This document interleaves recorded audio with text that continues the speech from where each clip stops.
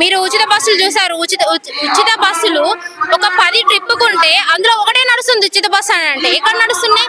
Recent గా RTC పిల్లలకి చదువుకునే విద్యార్థులు కూడా బస్సు అమౌంట్ పాస్ల బిల్లు పెంచేశారు. ఎక్కడ చూడు అడ్డగోలుగా దోచుకోవాలని తప్పించి పేదవాడికి అనేది కన్నీరు మిగిల్స్తున్నారు తప్ప ఈ ప్రభుత్వం ఇంతవరకు వాళ్ళు చేసింది ఏం లేదు. ఆ వచ్చిన నిధులను కూడా తప్పుతో పట్టిస్తున్నారు, సెంట్రల్ గవర్నమెంట్ నిధులను కూడా మీరు చూస్తూనే ఉన్నారు.